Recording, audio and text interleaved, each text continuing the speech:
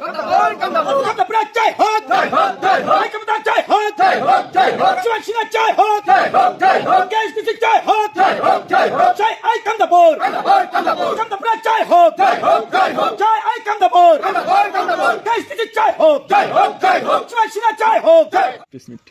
ধন্যবাদ। আজকের প্রেস মিটের মূল কারণ হচ্ছে তোমার মাধ্যমে আমরা জানিতে চাই যে আইসা 26শে মে 2026 আসামের সাহিত্য সভা ভবনত আমার কেএসডিসির এখন প্রতিনিধিমূলক বৈঠক আছে।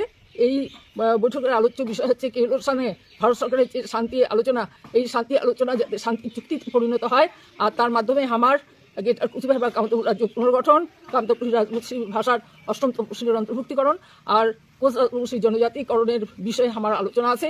এই আলোচনায় যাতে আসাম, উত্তরবঙ্গ, বিহারের সমস্ত প্রতিনিধিগুলা উপস্থিত থাকে তার জন্য আমি আটুসার আবদার জানাচ্ছি। দিদি, সেটা কি তোমার খালি এই যারা পদধিকার আছে তারাই কি উপস্থিত হবে নাকি প্রতিনিধির সাথেও আরো ডিস্ট্রিক্টের যে বিভিন্ন আমার নেতৃত্ববৃন্দ আছে সেই নেতৃত্ববৃন্দ ওই মিটিংয়ে উপস্থিত থাকবে? দিদি, দেখা যাচ্ছে সোশ্যাল মিডিয়া যে কামতাপুর স্টেট ডিমান্ড কাউন্সিলের নাম করিয়া একটা ব্যানার বঙ্গাইগাঁওত একটা জনসভা, এই বিষয়টা নিয়ে কি করবেন দিদি? আসলে এটা জনগণ মধ্যে বিভ্রান্তি তৈরি করা হওয়ার পারে, যতদূর হওয়ার পারে এ ব্যাপারে আমার কেএসডিসির তরফ থেকে এরকম কোনো সংবাদ আমার তো জানা নেই। দিদি, তোমরা তো কেএসডিসির সভাপতি, তোমার সভাটা ঠিক কোন জায়গা থাকছে যদি একটু কোন?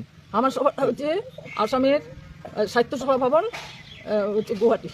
এই যে একটা বিভ্রান্তিকর পোস্ট, তার মানে সেই দিনে তোমারও একটা সভা, তো এই বিষয়ে কেএসডিসির কর্মী সমর্থকরা কি বার্তা দিবেন?